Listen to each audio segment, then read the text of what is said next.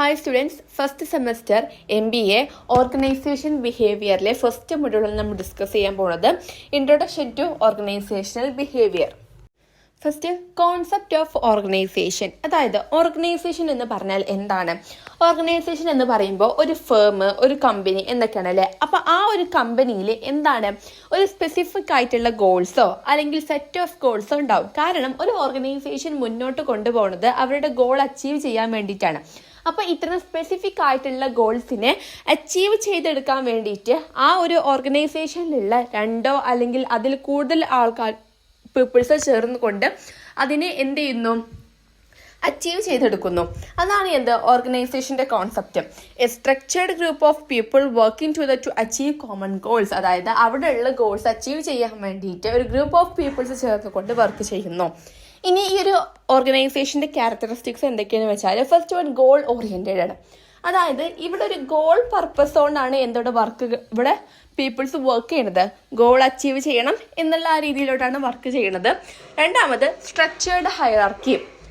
ഇവിടെ ഒരു hierarchy means ഓരോ ലെവലുകൾ ഉണ്ടാവും. അതായത് high level, middle level, low level. അതായത് ഇപ്പോൾ നമ്മുടെ ടോപ്പ് ലെവൽ മാനേജ്മെൻറ്റ് ഏറ്റവും മുകളിലായിരിക്കും, പിന്നെ middle level management, low level management, അങ്ങനെ ഓരോ വ്യക്തികൾക്കും ഓരോരോ ലെവൽ ഉണ്ടാവും.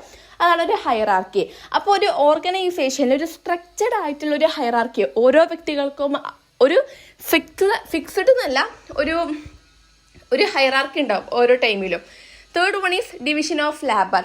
ഒരു ഓർഗനൈസേഷനിൽ ഇപ്പോൾ അവിടെ കുറേ ലാബേഴ്സ് ഉണ്ടാവും. കാരണം ലാബേഴ്സ് ഈസ് മെയിൻ അല്ലേ. ഒരു ഓർഗനൈസേഷനിൽ വർക്ക് ചെയ്യണമെന്നുണ്ടെങ്കിൽ ലാബേഴ്സ് വേണം, അവരാണ് മെയിനായിട്ടുള്ള ആൾക്കാർ. അപ്പോൾ അങ്ങനെ വർക്ക് ചെയ്യുന്ന സമയത്ത് അവർക്ക് ഓരോ ഡിവിഷൻ ഉണ്ടാവും. ഇപ്പോൾ ഇന്ന ലാബേഴ്സ് ഈ ഒരു ഡിപ്പാർട്ട്മെൻറ്റ്, ഈ ലാബേഴ്സ് ഈ ഡിപ്പാർട്ട്മെൻറ്റിലോട്ട്, അങ്ങനെ ഓരോ ഡിവിഷൻസ് ഉണ്ടാകും. The fourth one is coordination of activities. സ്വാഭാവികമായിട്ടും ഓർഗനൈസേഷൻ്റെ ഗോൾസ് അച്ചീവ് ചെയ്യണമെന്നുണ്ടെങ്കിൽ ഒരു ഇൻഡിവിജ്വൽ ആയിട്ടുള്ള പേഴ്സൺസ് ഒറ്റയ്ക്ക് നിന്ന് കണ്ട് ആ ഒരു ഗോൾ അച്ചീവ് ചെയ്യാന്ന് പറഞ്ഞാൽ അത് ഇമ്പോസിബിൾ ആണ്. അവിടെ ഒരു കോർഡിനേഷൻ ഉണ്ടെങ്കിൽ മാത്രമേ എന്ത് ചെയ്യുള്ളൂ, അപ്പോൾ ആ ഒരു ഗോൾ അച്ചീവ് ചെയ്യാൻ പറ്റുള്ളൂ. അങ്ങനെ ഒരു ഗോൾ അച്ചീവ് ചെയ്യുന്നുണ്ട് എന്നുണ്ടെങ്കിൽ അവിടെ ആ ഒരു ആക്ടിവിറ്റീസിലൊക്കെ കോർഡിനേഷൻ ഉണ്ട്. അപ്പോൾ ഇതാണ് ഓർഗനൈസേഷൻ്റെ ക്യാരക്ടറിസ്റ്റിക്സ് എന്ന് പറയുന്നത്. Next, who is manager. ആരാണ് ഒരു കമ്പനിയിലെ മാനേജർ എന്ന് പറയുന്നത്? അതായത് ഒരു കമ്പനിക്ക് വേണ്ടിയിട്ടുള്ള ഡിസിഷൻസ് മേക്ക് ചെയ്യണത്, അവിടെ പ്ലാൻ ചെയ്യണത്, അവിടെ ഓരോ കാര്യങ്ങൾ ലീഡ് ചെയ്യണത്, അതുപോലെ ലാബേഴ്സിനെ കൺട്രോൾ ചെയ്യണത്, അവിടുത്തെ ഓൾ ഇൻ ഓൾ എന്ന് തന്നെ പറയാമല്ലേ മാനേജർ. അതായത് അവർക്ക് സ്ട്രാറ്റജികൾ കൊണ്ടുവരുന്നത്, ഒരു ഡിസിഷൻ മേക്ക് ചെയ്യുന്ന സമയത്ത് കുറേ ഓൾട്ടർനേറ്റീവ് ആയിട്ടുള്ള ഓപ്ഷൻസ് ഉണ്ടാകും. അതിനൊക്കെ ബെസ്റ്റ് വൺ ഏതാണെന്ന് ചൂസ് ചെയ്തുകൊണ്ട് ഒരു ബെറ്റർ ആയിട്ടുള്ള ഡിസിഷൻ മേക്ക് ചെയ്യുന്ന ആൾ, ഒരു കമ്പനിക്ക് വേണ്ടിയിട്ട് ബെറ്റർ ആയിട്ടുള്ള ഡിസിഷൻ മേക്ക് ചെയ്യുന്ന ആളെ തന്നെ നമുക്ക് എന്തെന്ന് പറയാം, മാനേജർ എന്ന് പറയാൻ പറ്റും. Next, functions of management. അതായത് ഒരു മാനേജർ അല്ലെങ്കിൽ ആ ഒരു മാനേജ്മെൻറ്റ് ചെയ്യുന്ന പ്രവർത്തനങ്ങൾ എന്തൊക്കെയാണ്, ഫങ്ഷൻസ്.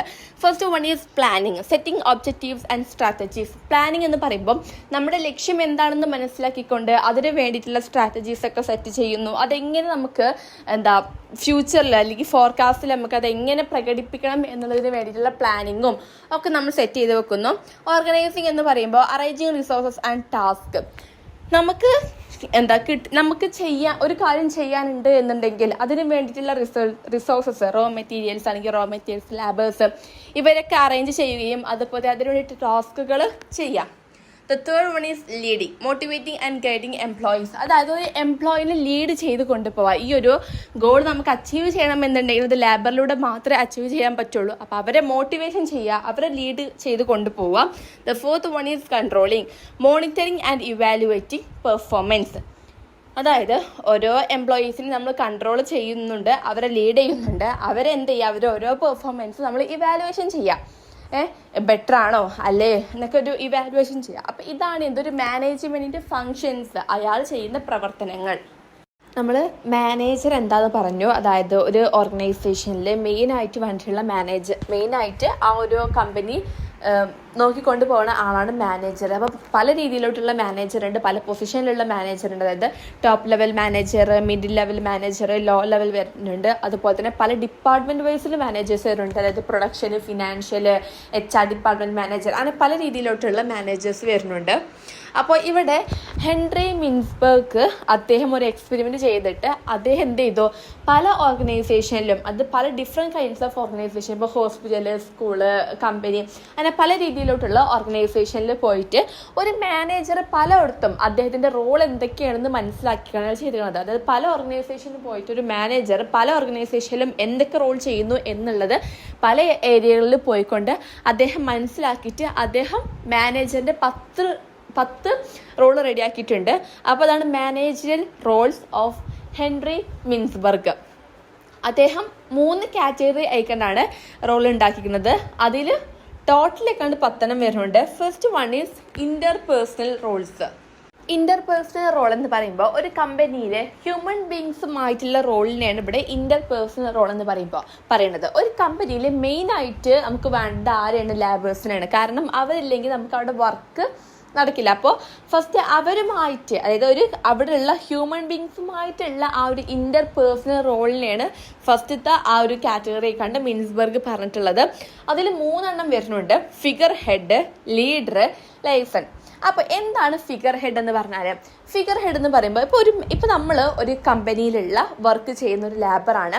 അവിടുത്തെ മാനേജർ എന്ന് പറയുമ്പോൾ നമ്മളോട് എങ്ങനത്തെ രീതിയിലാണ് പെരുമാറണമെന്ന് വെച്ചാൽ അദ്ദേഹം എന്ത് റെസ്പോൺസിബിലിറ്റി തരണോ അത് നമ്മൾ അദ്ദേഹം പറഞ്ഞ പോലെ ചെയ്യുന്നു. നമുക്കൊരു ഒപ്പീനിയനോ ഓപ്ഷൻസും ഒന്നും അങ്ങോട്ട് പറയാൻ പറ്റില്ല. ഭയങ്കര സ്ട്രിക്റ്റ് ആയിട്ടുള്ളൊരു മാനേജറാണ് അദ്ദേഹം. നമുക്ക് തീരെ വിലയില്ല, അയാൾ എന്ത് പറയുന്നു അത് മാത്രം നമ്മൾ ചെയ്യുക, അനുസരിക്കുക, ആ രീതിയിലോട്ട് വരുന്നൊരു മാനേജറും ഉണ്ട്.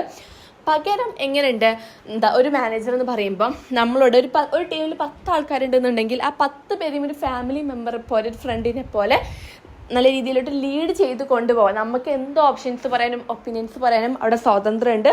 ഭയങ്കര ഫ്രണ്ട്ലി ആയിക്കൊണ്ട് നമ്മളവിടെ ആ ഒരു ഇന്റർപേഴ്സണൽ സ്കില്ല് കൊണ്ടുപോവാം. അപ്പം നമ്മൾ സ്വാഭാവികമായിട്ടും ഏത് രീതിയിലോട്ടുള്ള മാനേജറെയൊക്കെ തിരഞ്ഞെടുക്കുക? ഈ 2ാമത്തെ കാറ്റഗറി അല്ലേ, അതാണ് ഫിഗർ ഹെഡ്. അതായത് ഒരു മാനേജർ എന്ന് പറയുമ്പോൾ അത്യാവശ്യം നല്ല രീതിയിലോട്ടുള്ളൊരു പേഴ്സണൽ സ്കിൽ, ലൈക്ക് ഒരു ബിഹേവിയറും ആറ്റിറ്റ്യൂഡൊക്കെ നല്ല രീതിയിലുള്ള നമ്മുടെ സബോർഡിനേറ്റ്സുമായിട്ട് നല്ല രീതിയിലോട്ടുള്ള ഒരു സ്വഭാവമാവണം. 2ാമത്തത് leader.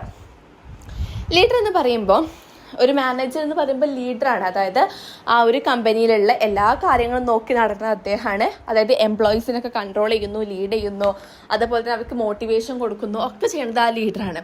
3rd one is liaison.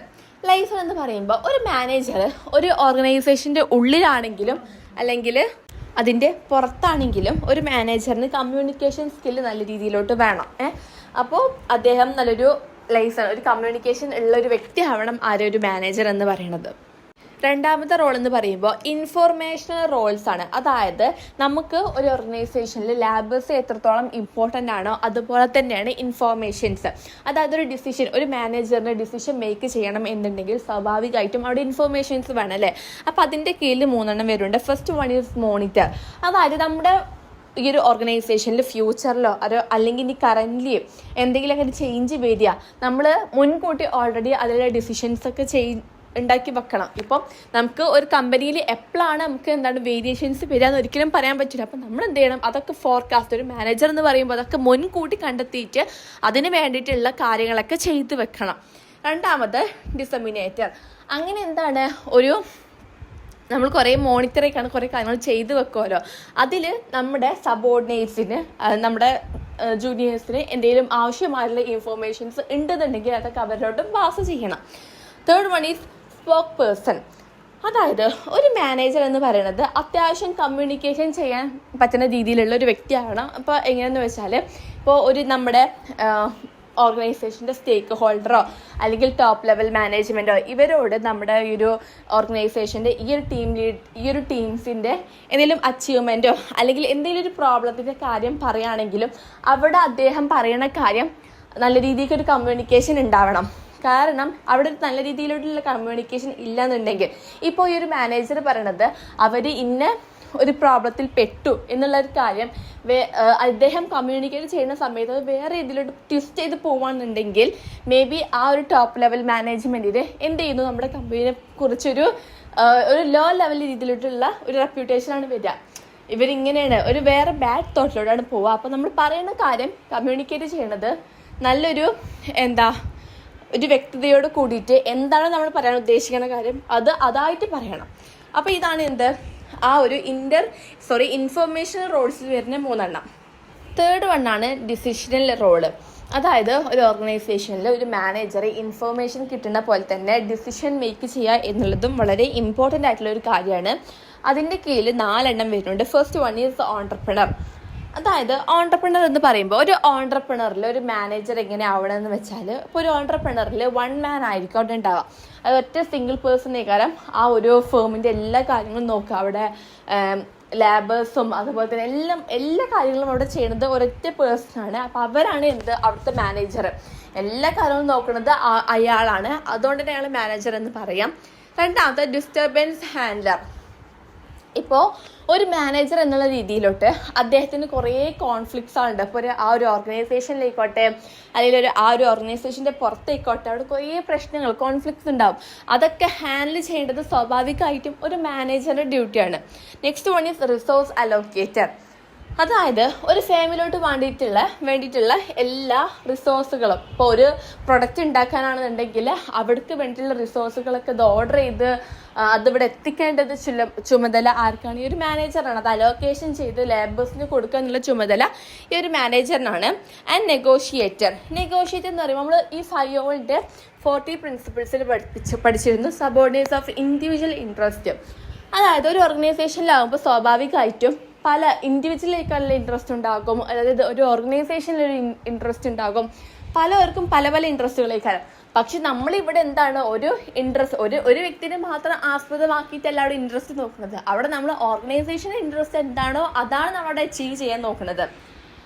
അപ്പം ഇവിടെ എല്ലാവർക്കും എന്താ ഒരു അഭിപ്രായ വ്യത്യാസം ഉണ്ടാവും. ഇൻഡിവിജ്വൽസിന് താൻ പറയുന്നതിലാണ് ഇൻട്രസ്റ്റ്, ഓർഗനൈസേഷന് ഇതാണ് ഇൻട്രസ്റ്റ്, ഒരു ഗ്രൂപ്പ് ഓഫ് പീപ്പിൾസിന് ഇതാണ് ഇൻട്രസ്റ്റ്, അങ്ങനെ പല ഇൻട്രസ്റ്റുകൾ ഉണ്ടാവും. ഓരോരുത്തർക്കും അഭിപ്രായ വ്യത്യാസങ്ങളുണ്ടാവും. പക്ഷെ നമ്മൾ ഇതൊക്കെ സോൾവ് ചെയ്യേണ്ടത് മാനേജറാണ് അല്ലേ? പല വ്യക്തികൾക്കും അഭിപ്രായ വ്യത്യാസങ്ങൾ ഉണ്ടാക്കുമ്പോൾ അതൊക്കെ സോൾവ് ചെയ്യുക എന്നുള്ളത് തന്നെയാണ് ഒരു മാനേജറുടെ ഡ്യൂട്ടി. അപ്പോൾ ഇതൊക്കെയാണ് എന്തൊരു മീൻസ് വർക്ക് പറയുന്ന മാനേജറിൻ്റെ റോൾസ്. നെക്സ്റ്റ് ഒരു ടോപ്പിക്ക് മാനേജ്മെൻറ്റിൻ്റെ സ്കിൽസുകളാണ്. അതായത് റോബർട്ട് കാറ്റ്സിൻ്റെ അദ്ദേഹം ഫൗണ്ട് ചെയ്തിട്ടുള്ള മാനേജ്മെൻറ്റ് സ്കിൽസുകളാണ് പറയുന്നത്. അതായത് ഇവിടെ മാനേജ്മെൻറ്റ് എന്ന് പറയുന്നത് ടോപ്പ് ലെവലിലുണ്ട്, അതുപോലെ തന്നെ മിഡിൽ ലെവലിലുണ്ട്, പിന്നെ ലോവർ ലെവലിലുണ്ട്. അദ്ദേഹം ഫൗണ്ട് ചെയ്തത് 3 രീതിക്കുള്ള സ്കില്ലാണ്. ഒന്ന് ടെക്നിക്കൽ സ്കില്ലും, ഹ്യൂമൻ അല്ലെങ്കിൽ ഇൻ്റർപേഴ്സണൽ സ്കില്ലും, പിന്നെ കോൺസെപ്ച്വൽ സ്കിൽസും. അതായത് ഇവിടെ പറയുന്നത് എന്താണ്? ഈ ടോപ്പ് ലെവൽ മാനേജ്മെൻറ്റാണ് കൂടുതൽ കോൺസെപ്ച്വൽ സ്കിൽസ് വേണ്ടത്.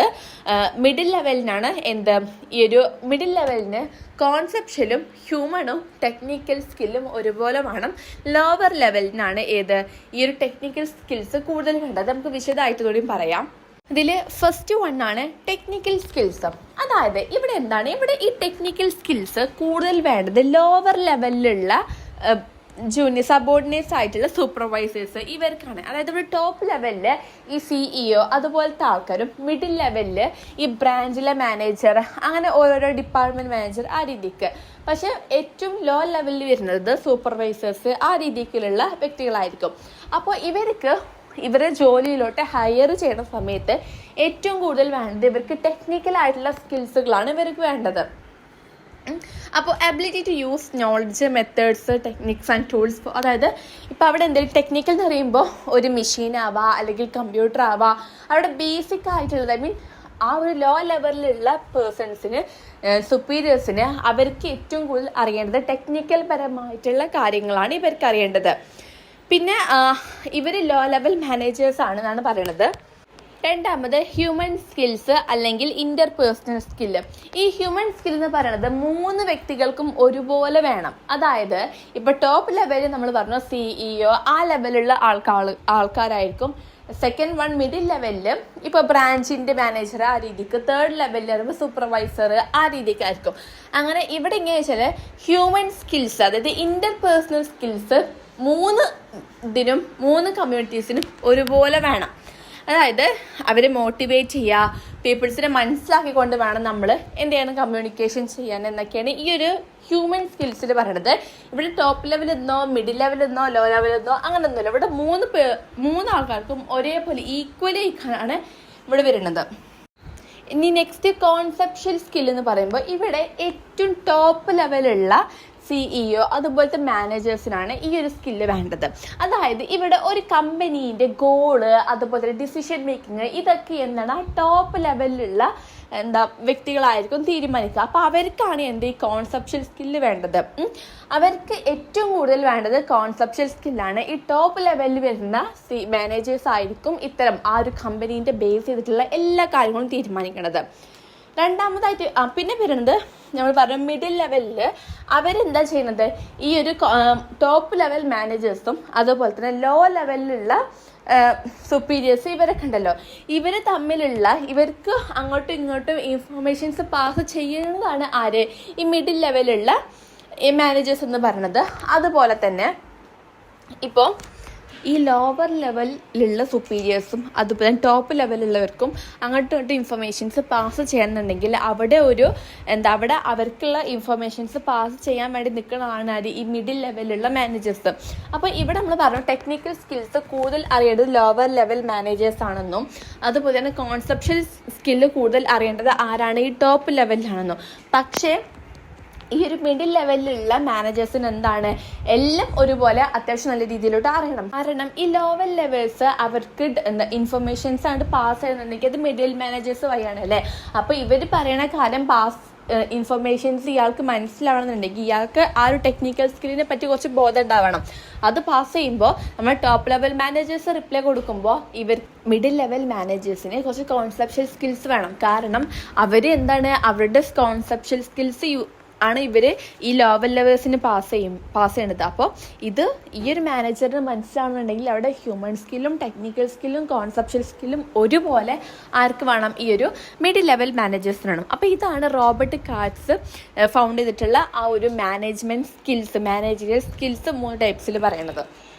നെക്സ്റ്റ് ടോപ്പിക്ക് നമ്മൾ പറഞ്ഞ ഹ്യൂമൻ സ്കിൽസ് എന്ന് പറഞ്ഞാൽ ടോപ്പ് ലെവലിനും മിഡിൽ ലെവലിനും ലോ ലെവലിനും ഒരുപോലെ വേണ്ട ഒരു സ്കില്ലാണെന്ന് പറഞ്ഞു.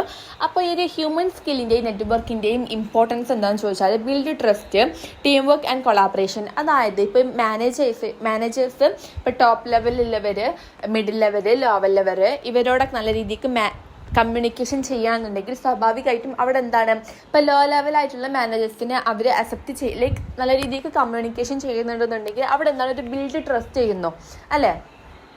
അങ്ങനെ ട്രസ്റ്റ് ചെയ്യണ വഴി അവിടെ ടീം വർക്ക് കൂടുന്നു, അതുപോലെ തന്നെ കൊളാബറേഷൻ കൂടിക്കൊണ്ട് നമുക്ക് ഓർഗനൈസേഷൻ്റെ ഒബ്ജക്റ്റീവ്സ് ഒക്കെ അച്ചീവ് ചെയ്യാൻ പറ്റുന്നു.